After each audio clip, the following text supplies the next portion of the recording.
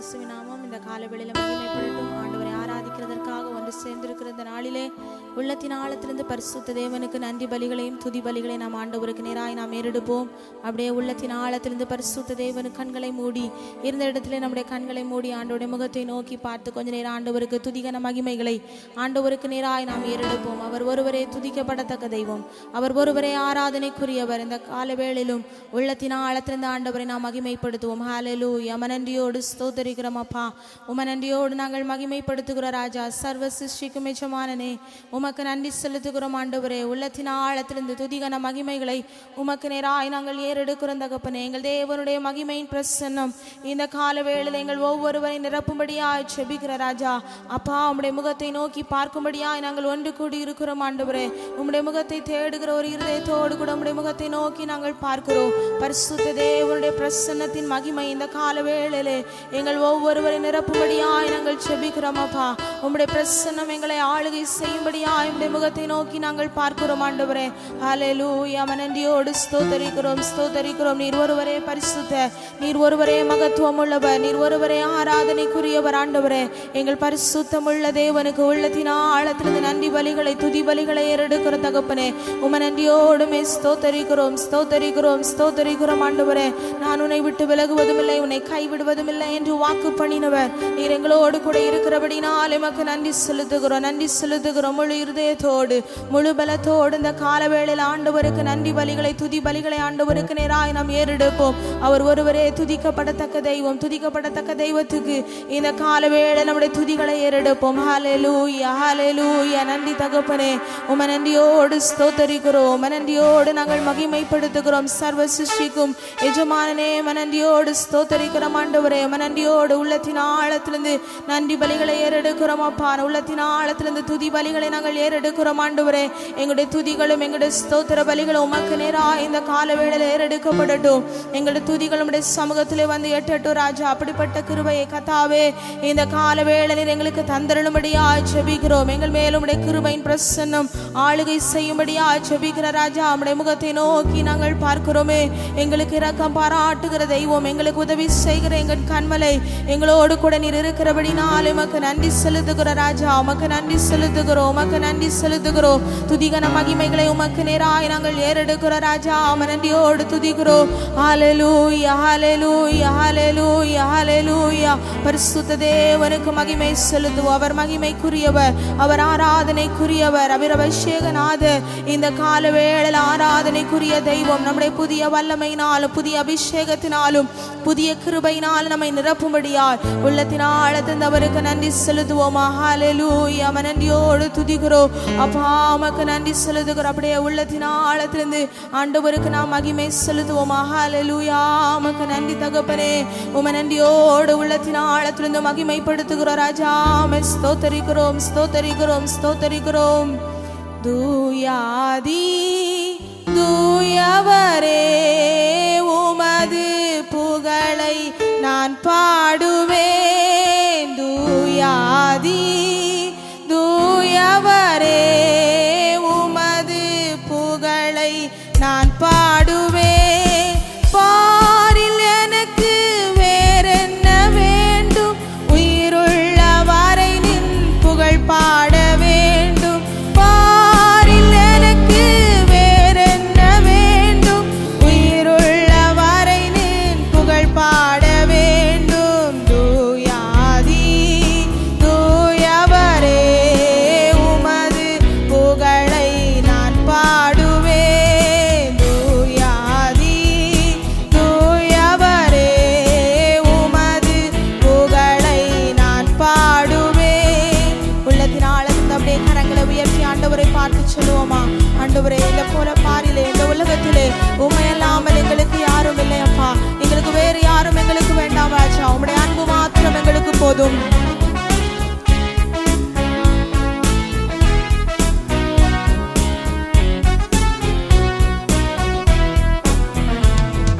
சீடரின் கால்களை கழுவினவர், செந்நீராலே உள்ளம் கழுவிடுமே. சீடர் கால்களை கழுவினவர், செந்நீராலே உள்ளம் கழுவிடுமே.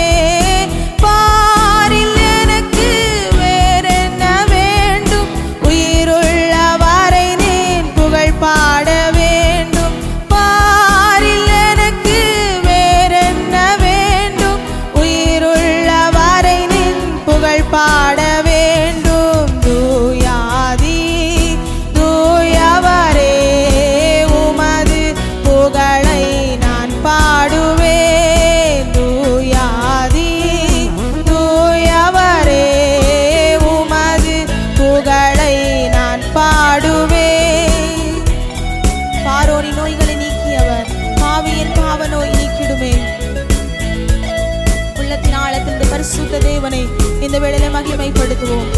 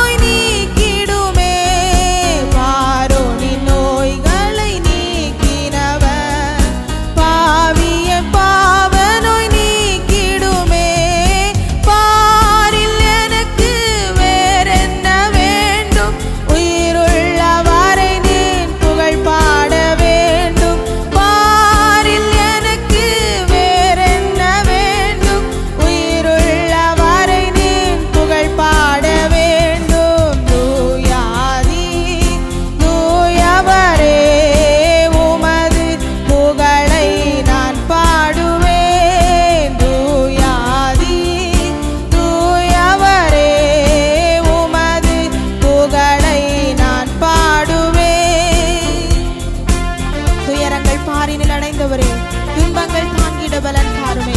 இந்த இக்கட்டான சூழ்நிலையிலும் எங்களுக்கு எதிராக இருக்கிற அந்த சூழ்நிலையிலும் எல்லா துன்பங்களையும் தாங்கிட தேவ பலன் எங்களுக்கு வேண்டும் ஆண்டவரே.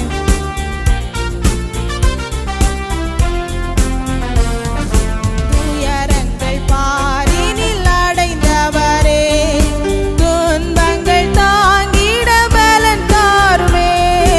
துயரங்கள் பாரினில் அடைந்தவரே, துன்பங்கள் தாங்கிட பலன் தாருமே. பாரில் எனக்கு வேறென்ன வேண்டும், உயிருள்ள வரை நீர் புகழ் பாட வேண்டும். பாரில் எனக்கு வேறென்ன வேண்டும், உயிருள்ள வரை நீர் புகழ் பாட வேண்டும். தூயாதி தூயவரே, உமது புகழை நான் பாடுவேன். தூயாதி தூயவரே, உமது புகழை நான் பாடுவேன். பாரில் எனக்கு வேறென்ன வேண்டும், உயிருள்ள வரை நின் புகழ் பாட வேண்டும். பாரில் எனக்கு வேறென்ன வேண்டும், உயிருள்ள வரை நின் புகழ் பாட வேண்டும். பாரில் எனக்கு அப்படியே கரங்களை உயர்த்தி ஆண்டவரை பார்த்து சொல்லுவோமா? புகழ் பாட வேண்டும். பாரில் எனக்கு வேறென்ன வேண்டும், உயிருள்ள வரை நீர் புகழ் பாட வேண்டும். தூயாதி தூயவரே, உமது புகழை நான் பாடுவேன். தூயாதி தூயவரே, உமது புகழை நான் பாடுவேன். உள்ளத்தின் ஆழத்திலிருந்து பரிசுத்த தேவனுக்கு முன்பாய் வந்திருக்கிற நாம் உள்ளத்தின் ஆழத்திலிருந்து ஆண்டவரை மகிமைப்படுத்துவோம். ஆண்டவரே, இந்த உலகத்திலே எங்களுக்கு வேறு யாருடைய அன்பும் எங்களுக்கு வேண்டாம் ராஜா. நீர் எங்கள் மேல் வைத்த உம்முடைய கிருபையின் அன்பு எங்களுக்கு போதும். இந்த உலகத்தில் எங்கள் மேல் அன்பு பாராட்டுகிறவர்கள் எதையோ ஒன்று எதிர்பார்த்து எங்களிடத்தில் அன்பு பாராட்டுகிறார்கள் ராஜா. ஆனால் நீர் அப்படிப்பட்டவர் அல்ல தகப்பன். எங்களிடத்தில் ஒன்றையும் எதிர்பார்க்காமல் சிலுவையின் மரண பரியந்தமாய் உம்மை தாழ்த்தி ஆண்டவரே உம்முடைய இரத்தம் முழுவதுமாய் எங்களுக்கு சிந்தி எங்களை மீட்டெடுத்து இதுவரை எங்களோடு கூட துணையாளராய் எங்களோடு கூட இருந்து வருகிறீரே, அந்த அன்புக்காய் நன்றி செலுத்துகிற ராஜா. அந்த மேலான உம்முடைய அன்பை நினைத்து இந்த வேளையில உள்ளத்தின் ஆழத்திலிருந்து உமக்கு நன்றி செலுத்துகிற தகப்பனே, உள்ளத்தின் ஆழத்திலிருந்து பரிசுத்த தேவனுக்கு ஒருமித்து நன்றி செலுத்துவோமா? பரிசுத்த தேவன் நம்ம மேல் வைத்த அன்பை நினைத்து, அவர் நமக்காய் பட்ட பாடுகளை நினைத்து, அவர் நமக்காய் செய்த நன்மைகளை நினைத்து இந்த கால வேளையில உள்ளத்தின் ஆழத்திலிருந்து ஒருமித்து நன்றி பலிகளை ஏறெடுப்போம். ஒருமித்து ஆண்டவருடைய நாமத்தை நாம் மகிமைப்படுத்துவோம். ஹல்லேலூயா. உமக்கு நன்றி இயேசுவே, உமக்கு நன்றி செலுத்துகிற ராஜா, உமக்கு நன்றி செலுத்துகிறோம் ஆண்டவரே. அப்பா, உம்முடைய இரக்கத்தை நினைத்து உம்முடைய தயவை நினைத்து இந்த வேளையில நன்றி பலிகளை செலுத்துகிறோம். நன்றி பலிகளை செலுத்துகிறோம். நன்றி பலிகளை நாங்கள் ஏறெடுக்கிறோம் ஆண்டவரே. ஹல்லேலூயா, ஹல்லேலூயா, ஹல்லேலூயா. உமக்கு ஸ்தோத்திரம். மேலானது உம் பேரன்பு, உயிரினும் மேலானது. மேலானது உம் பேரன்பு, உயிரினும் மேலானது. உதடுகள் துதிக்கட்டும்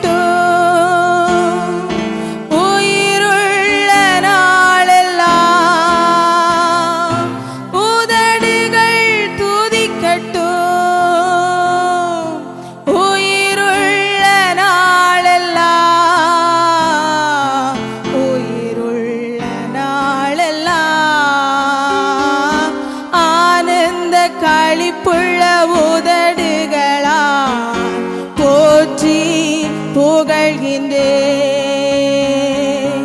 ஆனந்த களிப்புள்ள உதடுகளால் போற்றி புகழ்கின்றேன். அறுசுவை உணவு உண்பது போல் திருப்தி அடைகிறேன். அறுசுவை உணவு உண்பது போல் திருப்தி அடைகிறேன். தினமும் துதிக்கின்றேன். ஆனந்த களிப்புள்ள உதடுகளால் போற்றி புகழ்கின்றேன். ஆனந்த களிப்புள்ள உதடுகளால் போற்றி புகழ்கின்றேன். தேவரீ நீர் என் தேவர், தேடுவேன் ஆர்வமுடன். தேவரீ நீர் என் தேவர், தேடுவேன் ஆர்வமுடன். மகிமை வாஞ்சிக்கிறேன், வல்லமை காண்கின்றேன். மகிமை வாஞ்சிக்கின்றேன், உம் வல்லமை காண்கின்றேன்.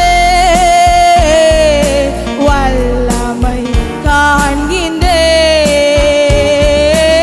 ஆனந்த களிப்புள்ள உதடுகளால் போற்றி புகழ்கின்றேன். ஆனந்த களிப்புள்ள உதடுகளால் போற்றி புகழ்கின்றேன். நீர்தானே என் துணையானி, உம் நிழலில் களி கூறுவேன். நீர்தானே என் துணையானி, உம் நிழலில் களி கூறுவேன். உறுதியாய் பற்றிக்கொண்டேன், உம் வலக்கரம் தாங்குதையா. உறுதியாய் பற்றிக்கொண்டேன், உம் வலக்கரம் தாங்குதையா. வலக்கரம் தாங்குதையா. ஆனந்த களிப்புள்ள உதடுகளால் போற்றி புகழ்கின்றேன். ஆனந்த களிப்புள்ள உதடுகளால் உள்ளத்தின் ஆழத்திலிருந்து சேர்ந்து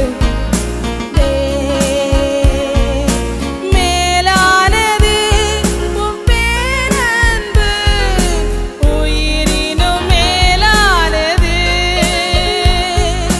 மேலானது உம் பேரன்பு, உயிரினும் மேலானது. உதடுகள் துதிக்கட்டும், உயிருள்ள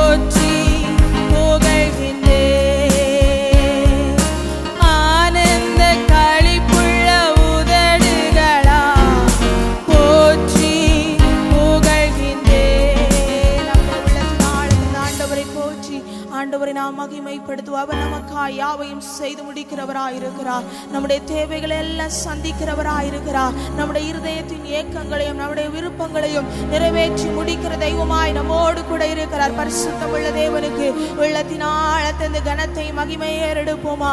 நம்முடைய துதிகள் பரலோக தகப்பன் நமக்காய் செய்கிற காரியத்தை இந்த நாட்களில் நிறைவேற்றி முடிக்கட்டும். பரிசுத்தமுள்ள தேவன் நமக்காய் முன்குறித்து வைத்திருக்கிறதை நாம் பெற்றுக்கொள்ளுகிற ஒரு நாட்களாய் இது மாறட்டும். பரிசுத்த தேவன் நமக்காய் செய்து முடிக்கிற காரியங்கள் இந்த நாட்களில் நமக்கு கரங்களினால் நாம் பெற்றுக்கொள்ளத்தக்கதா உள்ளத்தின் ஆழத்தில் நாம் மகிமைப்படுத்துவோம். ஹல்லேலூயா. மனண்டியோடு துதிக்கிற ராஜா. துதிகள் எழும்ப எழும்ப பரிசுத்த தேவனுடைய கிருபை நம்மை ஆளுகை செய்து கொண்டிருக்கிறது. அவரை துதிக்க துதிக்க அவருடைய பிரசன்னம் நம்மை நிரப்பிக் கொண்டிருக்கிறது. உள்ளத்தின் ஆழத்திலிருந்து அவரை மகிமைப்படுத்துவோமா. உள்ளத்தின் ஆழத்திலிருந்து அவருக்கு நன்றி செலுத்துவோமா. அவர் ஒருவரே ஆராதனைக்குரிய தெய்வம். அது ஆராதனைக்குரிய நம்முடைய தகப்பனுக்கு உள்ளத்தின் ஆழத்திலிருந்து நன்றி பலிகளை துதி பலிகளை ஏறெடுப்போம். ஹல்லேலூயா ஹல்லேலூயா ஹல்லேலூயா. நான் உனக்கு முன்னே போய் கோணலானவைகளை செவ்வையாக்குவேன் என்று சொன்னவர் இந்த காலவேளை நம்மோடு கூட இருக்கிறார். நமக்கு முன்பாய் போய் எல்லா கோணலானவைகளை கத்த செவ்வையாக்குகிறவராய் நம்மோடு கூட இருக்கிறார். ஹல்லேலூயா. நன்றி செலுத்துவோம். பரிசுத்த தேவனுக்கு நன்றி செலுத்துவோம். அப்பா நன்றியோடு மை துதிக்கிறோம் மை துதிக்கிறோம் மை துதிக்கிறோம் மகிமைப்படுத்துகிறப்பா. நீ என் தாசன், நான் உன்னில் மகிமைப்படுவேன் என்று சொன்னவர் இந்த நாட்களை எங்கள் மூலமாய் நீர் மகிமைப்படுவீராகப்பா. எங்களுடைய துதிகளின் மூலமாய் நீர் மகிமைப்படுவீராக ராஜா. எங்களுடைய வாழ்க்கையின் மூலமாய் நீர் மகிமைப்படுவீராக ராஜா. மகிமையின் மேல மகிமைக்கு நேராய் ஒவ்வொரு நாளும் நாங்கள் கடந்து வரத்தக்கதா ஒரு மறுரூப மலையின் அனுபவத்தை நாங்கள் பெற்றுக்கொள்ளத்தக்கதா கர்த்தாவே இந்த நாட்களில் எங்களுக்கு உதவி செய்வீராக. பரிசுத்த தேவன் எங்களுக்கு கிருபை பாராட்டுவீராக. பரிசுத்த தேவன் எங்களுக்கு நன்மை செய்தருளுவீராக ராஜா. ஹல்லேலூயா ஹல்லேலூயா ஹல்லேலூயா. எங்களுக்காய் ஆண்டவரே கல்வாரி சிலுவையில சிந்தின இரத்தத்துக்காய் ஆண்டவரே இந்த கால வேளையில நன்றி பலிகளை ஏறெடுக்கிறோம். நன்றி பலிகளை ஏறெடுக்கிறோம். நன்றி பலிகளை ஏறெடுக்கிறோம் ராஜா. நன்றியோடு ஸ்தோத்தரிக்கிறோம் ஸ்தோத்தரிக்கிறோம் ஸ்தோத்தரிக்கிறோம். பரிசுத்தரே உமக்கு நன்றி செலுத்துகிறோம் ஆண்டவரே. நன்றியோடு மகிமைப்படுத்துகிறோம். அப்படியே கரங்களை உயர்த்தி பரிசுத்த தேவனுக்கு மகிமை செலுத்துவோமா மகிமை செலுத்துவோமா. ஹல்லேலூயா ஹல்லேலூயா ஹல்லேலூயா. நன்றியோடு மை துதிக்கிறோம் அப்பா. மென்மையானவரே மேகஸ்தம்பமே மென்மையானவரே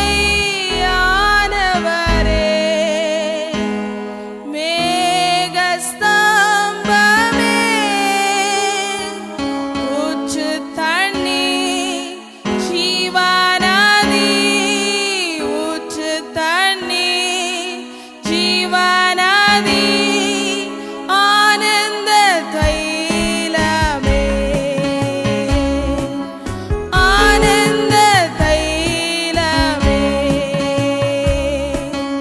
பனி போல பெய்யும் பரிசுத்தரே மழையாக பொழியும் ஆவியே பனி போல பெய்யும் பரிசுத்தரே மழையாக பொழியும் ஆவியே ஆவியே ஆவியே மழையாக பொழியும் ஆவியே ஆவியே ஆவியே மழையாக பொழியும் ஆவியே பனி போல பெய்யும் பரிசுத்தரே மழையாக பொழியும் ஆவியே பனி போல பெய்யும்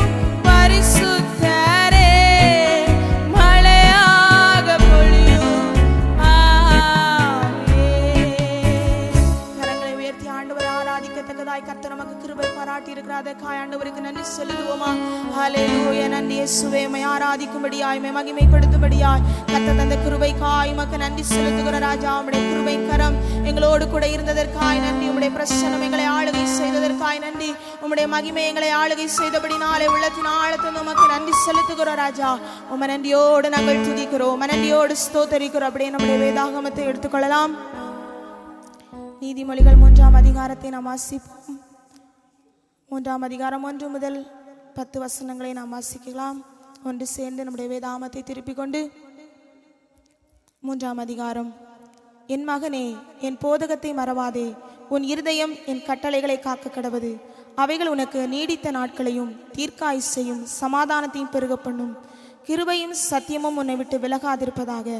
நீ அவைகளை உன் கழுத்திலே பூண்டு அவைகளை உன் இருதயமாகிய பலகையில் எழுதிக்கொள். அதனால் தேவனுடைய பார்வையிலும் மனுஷருடைய பார்வையிலும் தயையும் நற்புத்தியும் பெறுவாய். உன் சுய புத்தியின் மேல் சாயாமல் உன் முழு இருதயத்தோடு கர்த்தரில் நம்பிக்கையாயிருந்து உன் வழிகளிலெல்லாம் அவரை நினைத்துக்கொள். அப்பொழுது அவர் உன் பாதைகளை செவ்வைப்படுத்துவார். நீ உன்னை ஞானி என்று எண்ணாதே. கர்த்தருக்கு பயந்து தீமையை விட்டு விலகு. அது உன் நாபிக்கு ஆரோக்கியமும் உன் எலும்புகளுக்கு ஊனுமாகும். உன் பொருளாலும் உன் எல்லா விளைவின் முதற்பலனாலும் கர்த்தரை கனம் பண்ணு. அப்பொழுது உன் களஞ்சியங்கள் பூரணமாய் நிரம்பும். உன் ஆலைகளில் திராட்சரசம் புரண்டோடும். கர்த்தர் கொடுத்த வார்த்தைக்காய் உள்ளத்தின் ஆழத்திலிருந்து ஆண்டவருக்கு நாம் நன்றி செலுத்தலாம். ஹல்லேலூயா. ஆண்டவருடைய மகிமையின் பிரசன்னம் இதுவரை நம்மை நடத்தி இருக்கிறபடினாலே ஒரு விசை மீண்டும் ஒரு விசை கண்களை மூடி பரிசுத்த தேவனுக்கு நேராய் நம்முடைய முகத்தை திருப்புவோம். எங்கள் அன்பின் பரலோக பிதாவே, நன்றியோடு ஸ்தோத்தரிக்கிற ராஜா, இதுவரை உம்மை பாடவும் மகிமைப்படுத்தவும் உம்மை துதிக்கவும் கர்த்தர் தந்த கிருபைக்காய் நன்றி செலுத்துகிறோம். இன்னுமாய் ஆண்டவரே, உம்முடைய வார்த்தைகளை நாங்கள் கேட்க கர்த்தர் எங்களுடைய இருதயங்களை திறந்தருளும்படியாய் ஜெபிக்கிறோம். உம்முடைய வார்த்தைகள் எங்களுக்குள்ளே கிரியை செய்யட்டும். ஆவியானுடைய பிரசன்னத்துக்குள்ளாய் இன்னும் அதிகமாய் நாங்கள் காணப்பட ஒவ்வொரு நாளும் உம்முடைய பிரசன்னத்தின் நிழலிலே நாங்கள் களிகூர்ந்து மகிழத்தக்கதாய் கர்த்தர் எங்களுக்கு உதவி செய்வீராக. எங்களை முழுதுமாய் உம்முடைய கரத்திலே தாழ்த்தி தருகிறோம். இயேசுவின் நாமத்தில் ஜெபிக்கிறோம் நல்ல பிதாவே, ஆமென். இரட்சகரும் மீட்பருமாயிருக்கிற ஆண்டவராக இயேசு கிறிஸ்துவின் இணையற்ற நாமத்தினாலே இந்த ஞாயிற்றுக்கிழமை ஆராதனையிலே ஆங்காங்கிருந்து தேவனை ஆராதிக்கிற தேவனுடைய பிள்ளைகளாயிருக்கிற உங்களுக்கு என் அன்பான வாழ்த்துதலை, நன்றியை நான் உங்களுக்கு தெரிவித்துக் கொள்கிறேன். நம்முடைய இரட்சகராயிருக்கிற இயேசு கிறிஸ்து நேற்று மீண்டும் என்றும் மாறாதவராக இருக்கிறார். அவர் சகலவற்றையும் அதனதன் காலங்களிலே எல்லாவற்றையும் நேர்த்தியாய் செய்கிற ஒரு ஆண்டவர் என்பதை நாம் விசுவாசிக்கிறோம். விசுவாச பிள்ளைகளாக இருக்கிற நீங்களும் நானும் மனரம்யத்தோடு இருந்து பழக கர்த்தர் நமக்கு கிருபை பாராட்டுவாராக. இந்த ஞாயிற்றுக்கிழமையிலும் இந்த ஆராதனையிலும் கூட தேவனுடைய வார்த்தையை உங்களோடு கூட பகிர்ந்து கொள்ளும்படி தெரிந்து கொண்டதான ஒரு வேத பகுதி அப்போஸ்தல நடபடிகளின் புஸ்தகம் 8ஆம் அதிகாரம் 26வது வசனத்திலிருந்து 40வது வசனம் வரை நாம் வாசிக்க கேட்க இருக்கிறோம். அந்த வேத பகுதியிலிருந்து இந்த நாளிலே நான் உங்களோடு கூட விசுவாச பிள்ளைகளாக இருக்கிற உங்களோடு கூட சில வார்த்தைகளை பகிர்ந்து கொள்ளும்படி நான் ஆசைப்படுகிறேன். தெய்வீக திட்டங்களும் தேவ மனிதனுடைய பங்கும் என்ற தலைப்பிலே தேவனுடைய ஆலோசனையை இந்த வேத பகுதியிலிருந்து நான் உங்களோடு பகிர்ந்து கொள்ளுகிறேன். காரணம், நீங்களும் நானும் வாழ்ந்து கொண்டிருக்கிற இந்த கடைசி காலத்திலே இயேசு ராஜாவுடைய வருகையின் சமீபமாக இருக்கிற இந்த நாட்களிலே நாம் பிரயோஜனப்பட வேண்டும், உபயோகப்படுத்தப்பட வேண்டும், அவருடைய வருகைக்கு ஆயத்தப்பட வேண்டும் என்ற தாற்பரியத்தோடு நாம் இந்த நாட்களிலே நாம் விசுவாசத்திலே வளர்ந்து சபைக்கு செயல்படுகிறவர்களாக மாற வேண்டும். ஆண்டவருடைய வருகை சீக்கிரமாக இருக்கிறது. அவர் தம்முடைய சபையை எடுத்துக்கொள்ள வரப்போகிறார். ஆதி அப்போஸ்தல காலங்களிலே நடைபெற்றதான அநேக சம்பவங்கள் இந்த நாட்களிலே நடைபெற வேண்டியது அவசியமாக இருக்கிறது. ஆதி அப்போஸ்தல காலங்களிலே நடந்ததான அற்புதங்களும் அடையாளங்களும் இந்த கடைசி காலங்களில் நடந்து ஒரு பெரிய எழுப்புதலை சபை காணப்போகிறது. அதற்காக தான் சபையை இந்த நாட்களிலே அவர் ஆயத்தப்படுத்தி கொண்டிருக்கிறார். விசுவாச பிள்ளைகளாயிருக்கிற உங்களையும் என்னையும் அவர் ஆயத்தப்படுத்துகிறார். ஆகவே அப்போஸ்தல நடபடிகளின் புஸ்தகத்தை நாம் எல்லாரும் திருப்பிக் கொள்வோம்.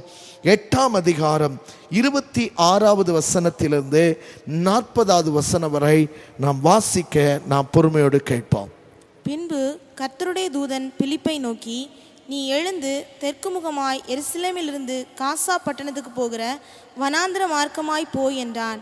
அந்தபடி அவன் எழுந்து போனான். அப்பொழுது எத்தியோப்பியருடைய ராஜஸ்திரீ ஆகிய கந்தாகே என்பவளுக்கு மந்திரியும் அவளுடைய பொக்கிஷம் எல்லாவற்றிற்கும் தலைவனுமாயிருந்த எத்தியோப்பியன் ஆகிய ஒருவன் பணிந்து கொள்ளும்படி எருசலேமுக்கு வந்திருந்து ஊருக்கு திரும்பி போகும்போது தன் ரதத்திலே உட்கார்ந்து ஏசாயா தீர்க்கதரிசியின் ஆகமத்தை வாசித்து கொண்டிருந்தான். ஆவியானவர், நீர் போய் அந்த ரதத்துடனே சேர்ந்து கொள் என்று பிலிப்புடனே சொன்னார். அப்பொழுது பிலிப்பு ஓடிப்போய் சேர்ந்து அவன் ஏசாயா தீர்க்கதரிசியின் ஆகமத்தை வாசிக்கிறதை கேட்டு, நீர் வாசிக்கிறவைகளின் கருத்து உமக்கு தெரியுமா என்றார். அதற்கு அவன், ஒருவன் எனக்கு தெரிவிக்காவிட்டால் அது எனக்கு எப்படி தெரியும் என்று சொல்லி பிலிப்பு ஏறி தன்னோடே உட்காரும்படி அவனை வேண்டிக் கொண்டான். அவன் வாசித்த வேத வாக்கியம் என்னவென்றால், அவர் ஒரு ஆட்டை போல அடிக்கப்படுவதற்கு கொண்டு போகப்பட்டார். மயிர் கத்திரிக்கிறவனுக்கு முன்பாக சத்தமிடாதிருக்கிற ஆட்டுக்குட்டியைப் போல அவர் தமது வாயை திறவாதிருந்தார். அவர் தம்மை தாழ்த்தின போது அவருடைய நியாயம் எடுத்து போடப்பட்டது. அவருடைய ஜீவன் பூமியிலிருந்து எடுபட்டு போயிற்று. அவருடைய வம்சத்தை யாராலே சொல்லி முடியும் என்பதே. மந்திரி பிலிப்பை நோக்கி, தீர்க்கதரிசி யாரை குறித்து இதை சொல்லுகிறார்? தம்மை குறித்தோ வேறொருவரை குறித்தோ எனக்கு சொல்ல வேண்டும் என்று கேட்டுக்கொண்டான். அப்பொழுது பிலிப்பு பேசத் தொடங்கி இந்த வேத வாக்கியத்தை முன்னிட்டு இயேசுவை குறித்து அவனுக்கு பிரசங்கித்தான். இவ்விதமாய் அவர்கள் வழிநடந்து போகையில் தண்ணீர் உள்ள ஒரு இடத்திற்கு வந்தார்கள். அப்பொழுது மந்திரி, இதோ தண்ணீர் இருக்கிறதே, நான் ஞானஸ்நானம் பெறுகிறதற்கு தடை என்ன என்றான். அதற்கு பிலிப்பு, நீ முழு இருதயத்தோடும் விசுவாசித்தால் தடையில்லை என்றான்.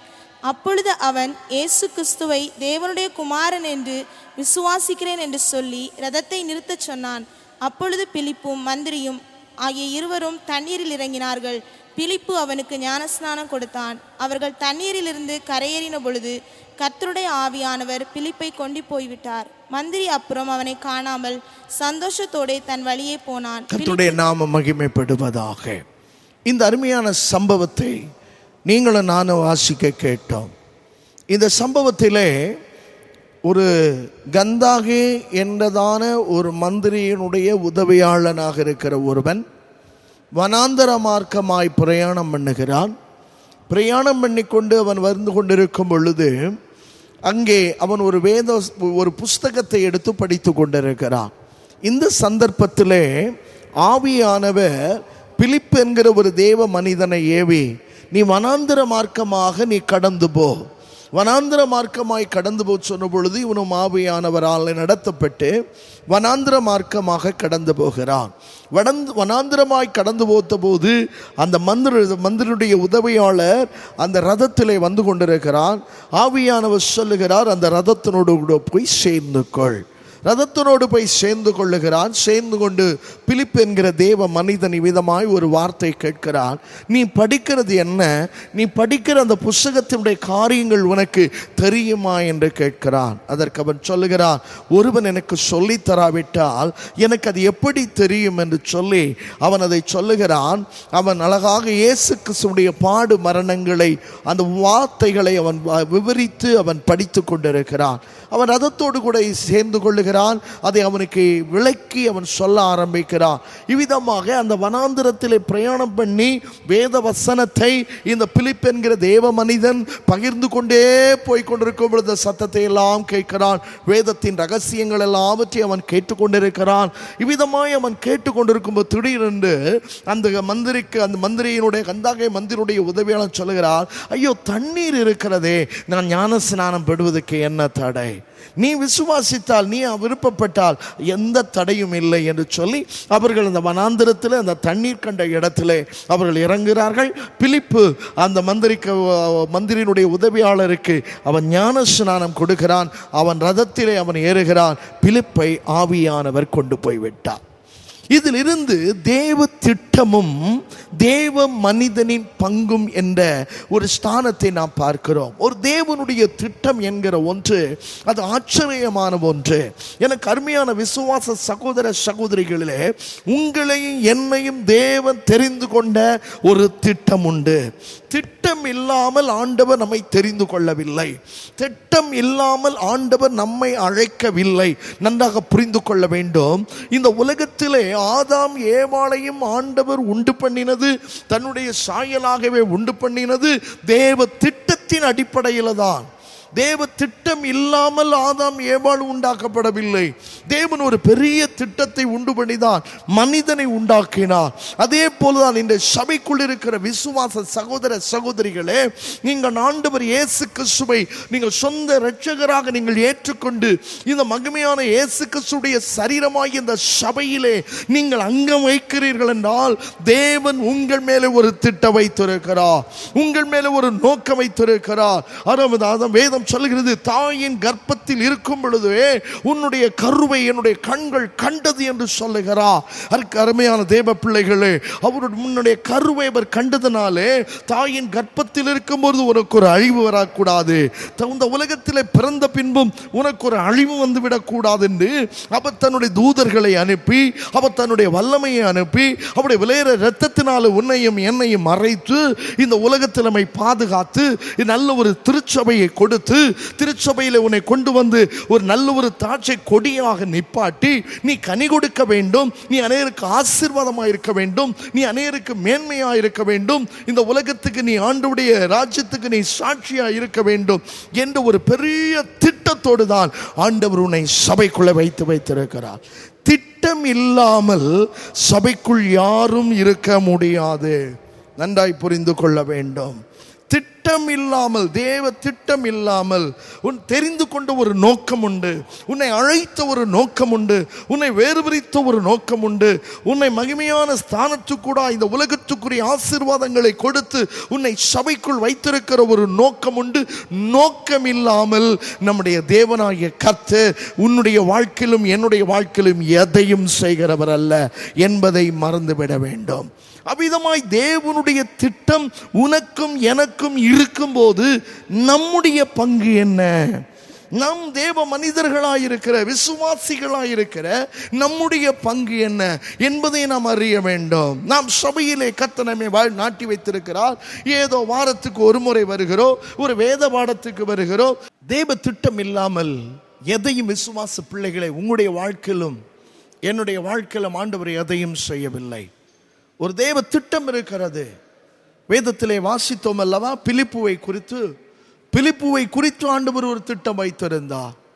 அது மாத்திரமல்ல, அந்த மந்திரியினுடைய உதவியாளனாய் இருக்கிற அவனை குறித்து ஆண்டவர் ஒரு திட்டம் வைத்திருந்தார்.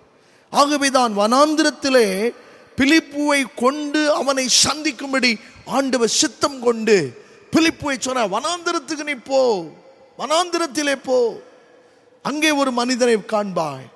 பிலிப்புவை ஆவியான வனாந்திரத்துக்கு கொண்டு போகிறார்.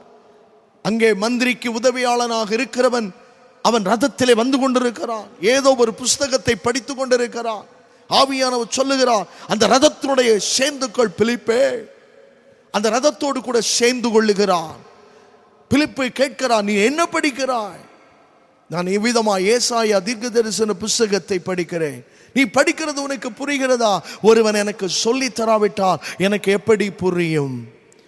எனக்கு ஒருவன் சொல்லி தந்தால் தானே அது எனக்கு புரியும், மற்றபடி எனக்கு எப்படி புரியும்? அப்படி என்றால் எனக்கு அருமையான விசுவாச பிள்ளையே, சில வேளைகளிலே தேவன் நம்மோடு கூட நேரடி பேசுகிறவர். தேவன் வேதத்தின் நாம் வேதத்தை தியானிக்கும் போது நம்மோடு பேசுகிறார், முழங்கால் படியிட்டு பேசுகிறார். இருந்தாலும் சில நேரங்களிலே வேதத்தின் ரகசியங்களையும் தேவனுடைய சில திட்டங்களையும் தேவ ஊழியக்காரர்களை கொண்டு தான் ஆண்டவர் பேசுவார். எனக்கு யாருமே பேச வேண்டியதில்லை, ஏன்னா எனக்கு பைபிள் மட்டும் இருக்குது, எந்த ஊழியக்காரன் வேண்டாம் என்று சொன்னால் நீ தேவனுடைய சரீரமாகிய சபையை நீ புறக்கணித்து கொண்டு நீ சுயத்தின் அடிப்படையிலே நீ வாழ்ந்து கொண்டிருக்கிறாய். தேவன் ஒரு அமைப்பை கர்த்தர் வைத்திருக்கிறார். சபை என்கிறது ஒரு அமைப்பு, அது தேவனுடைய அமைப்பு, அவர் உண்டாக்கினது. அதனால தான் அப்போஸ்தலனாகிய பவுலை கொண்டு ஆவியானவர் சொல்லும்போது, சபை கூடி வருதலை சிலர் விட்டுவிடுவது போல நீங்களும் விட்டுவிடாதிருங்கள் என்று சொல்லி இருக்கிறார். அப்படி என்றால் சபை என்பது மிகவும் முக்கியம். கர்த்தர் உங்களை சபையில கொண்டு வந்தது ஒரு திட்டம் உண்டு, ஒரு நோக்கம் உண்டு. உன்னை கொண்டு ஏதோ ஒன்றை தம்முடைய ராஜ்யத்துக்கு ஆண்டவர் செய்ய விரும்புகிறார். அதை மறந்துவிடக் கூடாது. இப்பொழுது பிலிப்பு சொல்லுகிறார், அப்படி என்றால் அதை குறித்து விளக்க ஆரம்பிக்கிறார். இயேசு கிறிஸ்துவுடைய அன்பை குறித்து விளக்க ஆரம்பிக்கிறார். இயேசு கிறிஸ்து இந்த உலகத்துக்கு வந்த காரியத்தை குறித்து விளக்க ஆரம்பிக்கிறார். இயேசு கிறிஸ்து பட்ட பாடுகளை குறித்து அவனுக்கு விளக்கம் சொல்ல ஆரம்பிக்கிறார். அவ்விதமாய் விளக்கம் சொல்லிக்கொண்டு போக போக கர்த்தருடைய இருதய கண்களை திறக்கிறார். வனாந்திரத்திலே போகும்போது திடீரென்று அவனுடைய கண்களுக்கு முன்னுக்கு கொஞ்சம் தண்ணீர் கெட்டி கிடக்கிறதை பார்க்கிறார். அவ்விதமாய் இருக்கும் பொழுது விழிப்போடு கூட கேட்கிறார், தண்ணீருக்கு ஞான ஸ்நானம் பெறுவதற்கு என்ன தடை? ஐயோ நீ விசுவாசித்தால் தடை கிடையாதே, நான் ஞானஸ்நானம் உனக்கு கொடுக்கிறேன், இருவரும் வந்து ஞானஸ்நானம். அப்படி என்றால் அந்த அருமையான கந்தாகே என்பவளுடைய மந்திரிக்கு உதவியாளனாக இருந்த அவன் மேல் தேவன் ஒரு திட்டம் வைத்திருந்தால் அந்த திட்டத்தை நிறைவேற்றுவதற்காக வனாந்திரத்திலே பிலிப்பு என்கிற ஒரு மனிதனை கர்த்தர் கொண்டு போகிறார். அவன் ஆண்டவருடைய அன்பை ருசிக்க வேண்டும், ஆண்டவருடைய வல்லமை அவன் புரிந்து கொள்ள வேண்டும், அவனும் தேவனுடைய ராஜ்யத்துக்கு சுதந்திரவாளியாய் மாற வேண்டும். அவன் மந்திரிக்கு ஒரு உதவியாளனாக இருந்தாலும் கூட அவரையும் ஆண்டவர் நேசிக்கிறவராக இருந்ததினாலே தான், அவன் அந்த புஸ்தகத்தினுடைய அர்த்தம் புரியாதபடி அவன் படித்துக் கொண்டே போனதினாலே தான் அவனுக்கு சத்தியத்தை சொல்லுவதற்காக ஆண்டவர் அந்த பிலிப்புவை கொண்டு போகிறார். அப்படி என்றால் அவன் மேலே ஒரு திட்டம். யாரை தெரிந்துகிட்டார்? தேவ மனிதனாகிய பிலிப்பை ஆண்டவர் தெரிந்தெடுத்தார். தேவ திட்டம் இல்லாமல் எதுவும் நம்ம வாழ்க்கையில நடைபெறுவதில்லை. அவர் திட்டங்களை எழுதி வைத்திருக்கிறார். அந்த திட்டங்களை நாம் அறிந்து உணர்ந்து இந்த உலகத்தில் நாம் செயல்பட ஆரம்பித்தால் நேர்த்தியான பாதையிலே கிறிஸ்தவ வாழ்க்கையிலே ஒரு வெற்றிகரமான கிறிஸ்தவ வாழ்க்கையோடு ஒரு பரிசுத்த வாழ்க்கையிலே தேவனுடைய ராஜ்யத்துக்கு கடந்து போய் விடுவோம் என்ற நம்பிக்கையோடு நீங்களும் நானும் வாழ முடியும். தேவ திட்டத்தை நாம் அழிக்க கூடாது. தேவ திட்டத்தை அழிப்பதற்கு பிசாசு பல நிலைகளிலே அவன் ஓடி வருகிறான், செயல்படுகிறான். தனக்கு கொஞ்ச காலம் உண்டு என்று சொல்லிதான் இன்றைக்கு பிசாசு கடுமையாய் தன்னுடைய வேலையை செய்து வருகிறான். தெரிந்து கொள்ளப்பட்டவர்களையும் அவன் வஞ்சிக்கிறான் என்பதை விசுவாச பிள்ளைகள் மறந்து போகக்கூடாது. தெரிந்து கொள்ளப்பட்டவர்கள் கூட இன்றைக்கு வித்தியாசமான நிலைகளிலே, வித்தியாசமான சூழ்நிலைகளிலே அவருடைய மனநிலைகள், அவருடைய எண்ணங்கள், அவருடைய சிந்தனைகள், அவருடைய பார்வைகள், அவருடைய பேச்சுகள் எல்லாம் உலகத்தோடு ஓட்டி போய்விடுகிறது. தேவனை விட்டு வழி விலகி போகிற விசுவாச கூட்டங்களை தான் நீங்களும் நானும் இன்றைக்கு பார்க்க முடிகிறது. எனக்கு அருமையான விசுவாச சகோதர சகோதரிகளே, நீங்களும் நானும் கடைசி காலத்திலே நாம் ஜீவித்து கொண்டிருக்கிறோம், வாழ்ந்து கொண்டிருக்கிறோம் என்று நான் உங்களுக்கு அடிக்கடி இந்த வார்த்தையை நான் சொல்லி வருகிறேன். கடைசி காலம் என்பதை நீங்கள் மறந்துவிடக்கூடாது. இன்னும் அநேகர் என்ன நினைக்கிறாங்க, இன்னும் காலங்கள் இருக்கிறது, இன்னும் வேலைகள் இருக்கிறது, இன்னும் எத்தனையோ காலங்கள், நம்ம யுக யுக காலமாக வாழ்ந்து செல்வ செழிப்போடு வாழலாம், நம்ம பிள்ளை அப்படி வாழ வைக்கலாம், நம்ம பிள்ளை இப்படி உயர வைக்கலாம், இப்படி படிக்க வைக்கலாம். நல்லது, திட்டமிடுவது நல்லது. ஆனால் தேவ திட்டம் என்ன? உங்களை குறித்து தேவ திட்டம் என்ன? உங்கள் பிள்ளைகளை குறித்து தேவ திட்டம் என்ன? நீங்கள் செய்கிற வியாபாரத்தை குறித்து தேவ திட்டம் என்ன? நீங்கள் செய்கிற தொழிலை குறித்து தேவ திட்டம் என்ன? உங்களுடைய குடும்ப வாழ்க்கையினுடைய உயர்வின் காரணத்தினுடைய தேவ திட்டம் என்ன என்பதை நீங்கள் அறிந்து செயல்பட ஆரம்பித்தார் நிச்சயமாக சொல்லுகிறேன், தேவனுடைய பரிபூர்ண ஆசீர்வாதம் ஆவிக்குரிய ஆசீர்வாதம் மாத்திரமல்ல, உலகத்துக்குரிய பரிபூர்ண ஆசீர்வாதத்தை நீங்கள் பெற்றுக்கொள்வீர்கள். தேவ திட்டம் உள்ள மனிதனை தான் கர்த்தர் பிரயோஜனப்படுத்த முடியும், பயன்படுத்த முடியும். தேவ திட்டம் இல்லாத அந்த கோலத்துக்குள் வராத யாரையும் தேவன் பயன்படுத்த முடியாது. நன்றாய் புரிந்து கொள்ள வேண்டும். ஆகவே ஆண்டவர் உங்களையும் என்னையும் பிரயோஜனப்படுத்த விரும்புகிறார், உபயோகப்படுத்த விரும்புகிறார், எழுந்து பிரகாசிப்பதற்கு தேவனை வைக்க விரும்புகிறார். என்றைக்கு விசுவாசிகளாவே அந்த பாட்டை பாடிக்கிட்டு அந்த வசனத்தை வாசித்துட்டு சபைக்குள்ள இருக்காண்டு விரும்பவில்லை. எழும்பி சிலம்பம் பண்ணுங்கள் என்று சொல்லுகிறார், எழும்பி புறப்பட்டு போங்கள் என்று சொல்லுகிறார். எழும்பு எழும்பு சீயோனே, உன் வல்லமையை தரித்துக்கொள் என்று சொல்லுகிறார். இவைகளை தரித்து கொள்ளாதபடி ஏதோ வந்தோம், சபையில் உட்கார்ந்தோம், பாடினோம், செய்தியை கேட்டோம், போனோம், இதுவே இன்றைக்கு ஒரு கலாச்சாரமாக இன்றைக்கு சபைக்குள் வருகிறதுனாலே இன்றைக்கு சபை தேவ சித்தத்தை, தேவ திட்டத்தை நிறைவேற்றாமல் போய்கொண்டிருக்கிறது. இன்றைக்கு அநேக சபைகள் மேலே ஆவியானவர் துக்கப்படுகிறார். தேவன் விரும்புகிற ஆராதனைகள் இல்லை, தேவன் விரும்புகிற சத்தியத்தின் வார்த்தைகள் இல்லை, தேவன் விரும்புகிறதான தெய்வத்தை உயர்த்தி காட்டக்கூடிய அந்த ஸ்தானம் இல்லை. கர்த்தருக்கு பயப்படுகிற பயம் இன்றைக்கு சபைகளுக்குள்ளே இல்லை. கடுமையான அந்த வியாதியை பார்த்து இன்னைக்கு மனுஷன் பயப்படுறான். ஆனால் இந்த வியாதிக்கு பயப்படுகிறது போல இன்று தன் தெய்வத்துக்கு, நம்ம ராஜாதி ராஜன் இயேசுவுக்கு பயப்படுவான். ஆனால் கர்த்தர் பெரிய காரியங்களை செய்ய அவர் வல்லவராக இருக்கிறார். ஹல்லேலூயா. தேவன் நம்மை பயன்படுத்த விரும்புகிறார். பாருங்க, தேவன் நம்மை பயன்படுத்த விரும்ப வேண்டுமானால் அப்போஸ்தலர் நடபடிகளின் புஸ்தகம் 8ஆம் அதிகாரம் அந்த 26வது வசனத்தில் நாம் வாசித்து பார்க்கும் பொழுது வாசிக்கலாம். பின்பு கர்த்தருடைய தூதன் பிலிப்பை நோக்கி நீ எழுந்து தெற்கு முகமாய் எருசலேமில் இருந்து காசா பட்டணத்துக்கு போ, வனாந்திர மார்க்கமாய் போ என்றான். அவன் வனாந்தர மார்க்கமாக போனான். அப்படி என்றால் தேவ திட்டம் உன்னுடைய வாழ்க்கையில் நிறைவேற வேண்டுமானால், தேவன் உன்னை பயன்படுத்த வேண்டுமானால், முதலாவது விசுவாச பிள்ளைகளே, ஆவியானவருடைய சத்தத்தை சரியாக புரிந்து கொண்டு செயல்படுகிறவர்களாக இருக்க வேண்டும். பரிசுத்த ஆவியானவருடைய சத்தத்தை கேட்கிற விசுவாசியாக, விசுவாச குடும்பங்களாக, ஆவியானுடைய சத்தத்தை கேட்கிற சபையாக இருக்குமானால் அந்த சபையை கர்த்தர் ஆசீர்வதிப்பார். அந்த விசுவாச பிள்ளைகளை கர்த்தர் ஆசீர்வதிப்பார். அந்த விசுவாச குடும்பங்களை கர்த்தர் ஆசீர்வதிப்பார். இன்னைக்கு ஆவியானுடைய சத்தத்துக்கு நாம் இடம் கொடுக்கிறது இல்லை. உலகத்திலே பல மனிதர்களுடைய சத்தத்துக்கு முக்கியத்துவம் கொடுக்கிறோம். பல மனிதருடைய சத்தத்தை ரொம்ப கவனமாக கேட்கிறோம். அடுத்த வீட்டில் என்ன பேசுறாங்க அப்படின்னு காதை கொடுத்து நல்லா கேட்கிறோம். ஆனா ஆவியானவருடைய சத்தத்தை கேட்பதற்கோ, ஆவியானவர் என்னோடு பேசணும் என்று சொல்லி ஏங்கி தவித்து அவருடைய சமூகத்திலே போய் உட்கார்வதற்கோ இன்றைக்கு விசுவாசிகளுக்கு மனம் இல்லை. ஆகவேதான் இன்றைக்கு விசுவாசிகள் விசுவாசத்தை நிலைத்திராதபடிக்கு விழுந்து போகிறார்கள். உலகம் அவளை கவ்விக்கொள்ளுகிறது. உலகத்துக்கு ஒத்த வேஷம் போட்டு தெரிகிறாங்க. ஒரு வேறுபாடு இல்லை. கிறிஸ்தவ பிள்ளைகளுக்கும் உலக மனிதனுக்கு இன்னைக்கு வேறுபாடு இல்லை. பேச்சில் வேறுபாடு இல்லை, நடத்தையில வேறுபாடு இல்லை, செயல்பாடுகளில் வேறுபாடு இல்லை. அவர்கள் வாழ்கிறது போல இவர்கள் வாழ்கிறார், அவர்கள் பேசுறது போல இவர்கள் பேசுகிறார்கள், அவர்கள் சிந்திக்கிறது போல அவர்கள் சிந்திக்கிறார்கள். காரணம் என்ன? ஆவியானுடைய சத்தத்துக்கு செவி கொடுக்கவில்லை.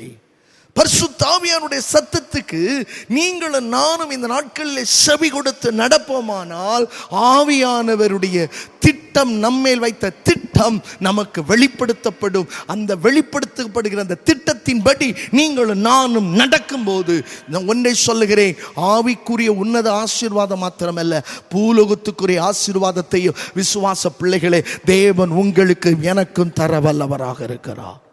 பரிசுத்தமுடைய சத்தத்துக்கு இடம் கொடு. சத்தியவான் எவனும் அவருடைய சத்தத்தை கேட்கும் காலம் வரும். இன்றைக்கே வந்திருக்கிறது.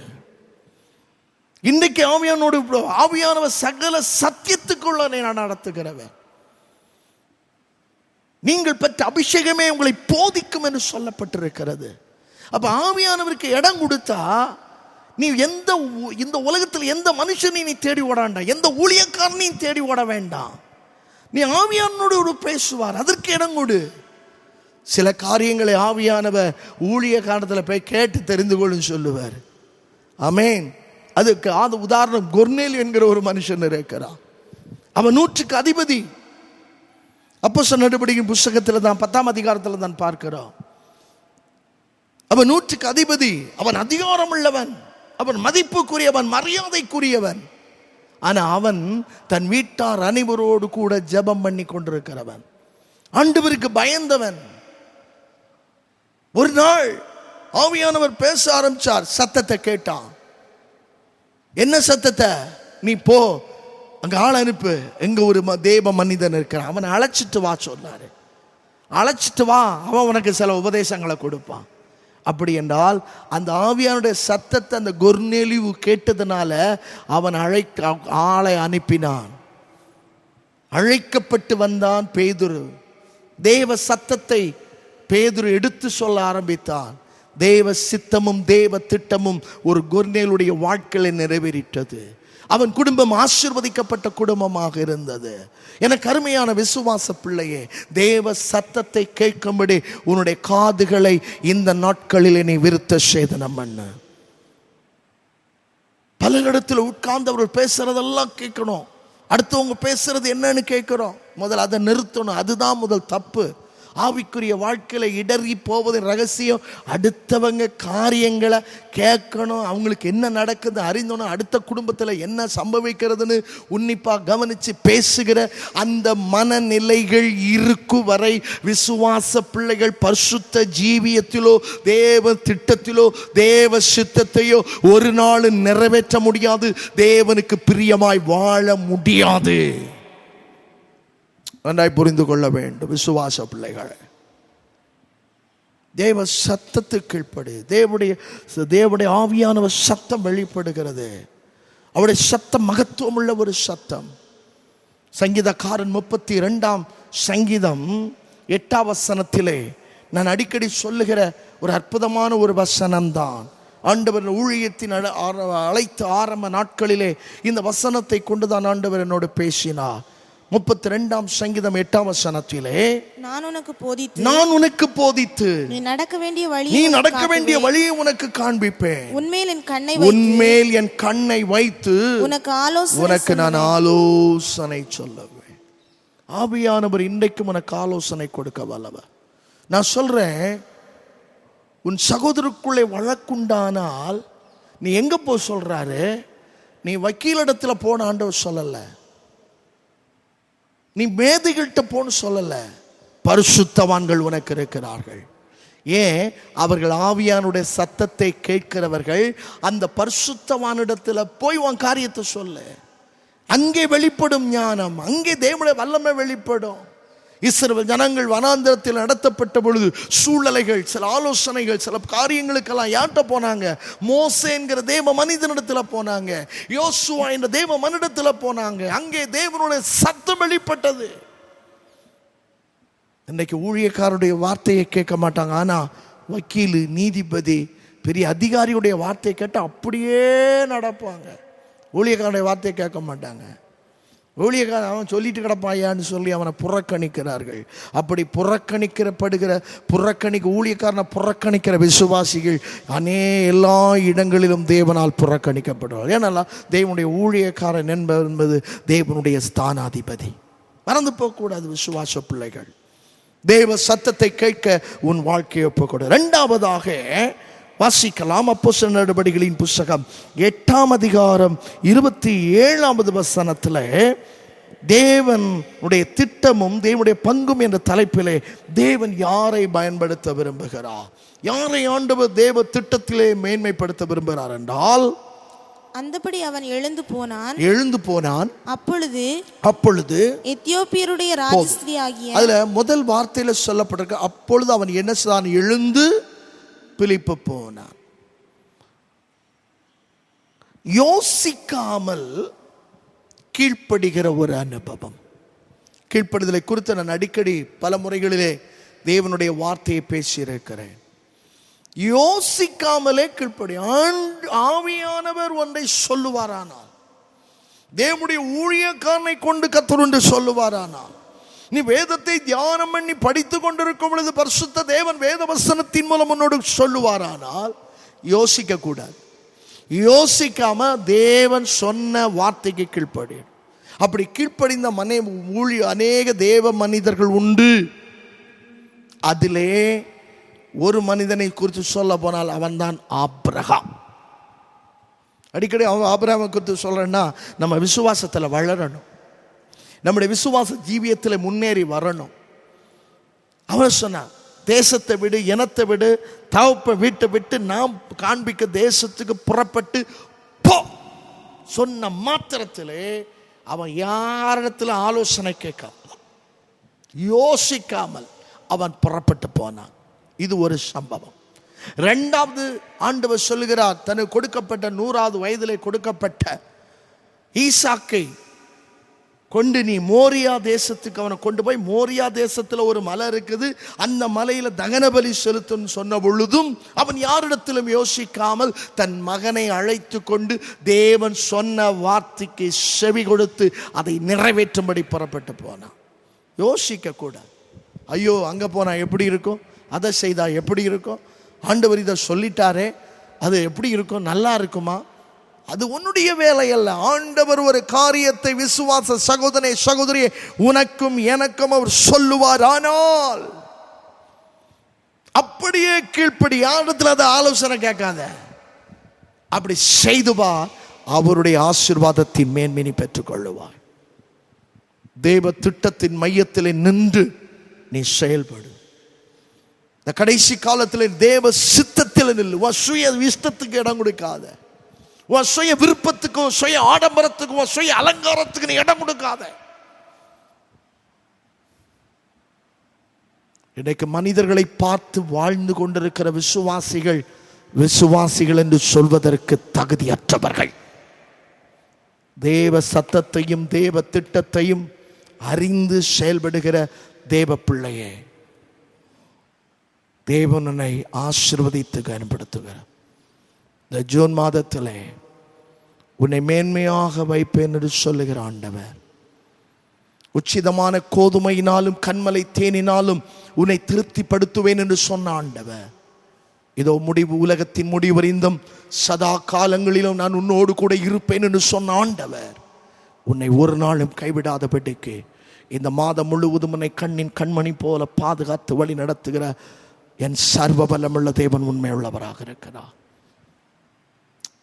இந்த அருமையான ஆராதனை வேளையின் முடிவிலே உன்னுடைய வாழ்க்கையை ஆண்டவருக்கு நற்பணிக்க ஆயத்தம் தானா?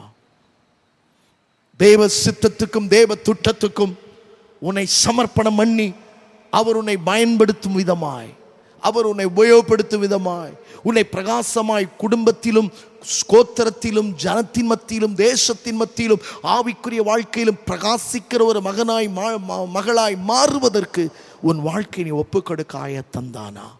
ஆண்டவர் உன்னை தேடிக்கொண்டிருக்கிறார். இனி காலம் செல்லாது, இனி நாட்கள் செல்லாது. நம்முடைய விருப்பங்கள் எல்லாம் இந்நாட்களிலே உடைக்கப்பட வேண்டும், சுயம் சாக வேண்டும். தேவ திட்டம் நம்மிலே நிறைவேற வேண்டும். ஒப்பு கொடுக்கலாமா? நிச்சயமாவே ஆண்டவர் நம்மை மாற்றி அமைப்பார். நம்முடைய சூழ்நிலைகளை மாற்றுவார், நம்முடைய குடும்பத்தின் நிலைகளை மாற்றுவார்.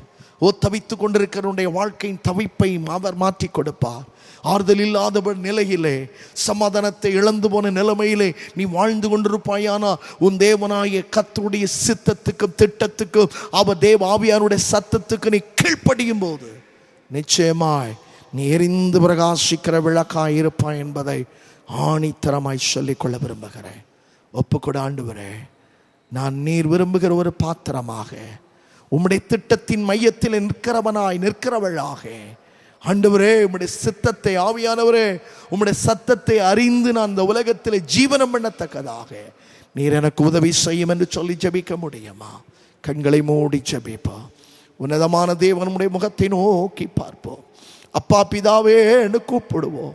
சர்வ வல்லமுள்ள தேவனாகிய கர்த்தர் உனக்கு உதவி செய்வா. ஹல்லேலூயா, ஹல்லேலூயா. ஆவியானுடைய சத்தத்தை கேட்கறதுக்கு இடம் கொடு. ஒரு சாமுவேல் இரவு படுத்து கொண்டான். சாமுவேலே என்று கூப்பிட்டான். அவனுக்கு ஆரம்பத்தில் தேவ சத்தம் என்னன்னு தெரியாது. அவன் ஏலியிடத்தில் போனான். இரண்டாவது முறை கூப்பிட்டார், மறுபடியும் ஏலியிடத்தில் போனான்.